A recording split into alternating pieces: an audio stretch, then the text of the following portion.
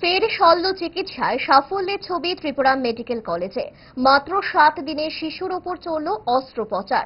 বিরল টিউমার নিয়ে জন্মগ্রহণ করেছিল 7 দিনের শিশু। শিশুটির এই দশায় প্রথমে রাজধানীর আইজিএম হাসপাতালে চিকিৎসকদের পর্যবেক্ষণ, পরে স্থানান্তর করা হয়েছিল জিবি হাসপাতালে। সেখানেও মেলেনি সমাধান। অগত্যা শিশুটিকে নিয়ে আসা হয় ত্রিপুরা মেডিকেল কলেজে। সেখানে পর্যবেক্ষণের পর শিশু শল্য চিকিৎসক ডক্টর অনিরুদ্ধ বসাক শিশুর অস্ত্রোপচার করার সিদ্ধান্ত নেন। সফল অস্ত্রোপচারের পর বর্তমানে সুস্থ রয়েছে শিশুটি। সাফল্যের কারিগর চিকিৎসক অনিরুদ্ধ বসাকের কি বক্তব্য শোনাবো। আমি ডক্টর অনিরুদ্ধ বসাক, এখানে পেডিয়াট্রিক সার্জন।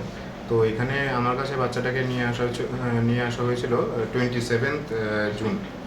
তো ও যখন এসেছিল আমাদের হাসপাতাল, তখন আমি দেখলাম এটা একটা কেস অফ স্যাক্রোকক্সিয়াল টেরাটোমা, মানে এটা একটা টিউমার বাচ্চাদের যেটা হয় জন্মগতভাবে।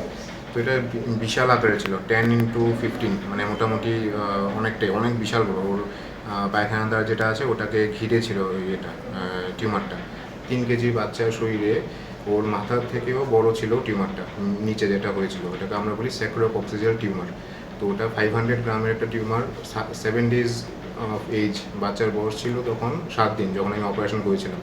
তো এই অবস্থায় এত বড় একটা টিউমার টিএমসি হাসপাতালে সাকসেসফুলি হওয়াটা, এটা একটা রিয়েলি খুব বড় একটা অ্যাচিভমেন্ট। কোন রকমে নাকে মুখে গুছে সারাদিনের জন্য বেরিয়ে পড়া, অম্বলের আর দোষ কি? তাই তারা 5 দশক ধরে গ্যাস, অম্বল ও পেটের সমস্যা একমাত্র সমাধান গ্যাস নয়।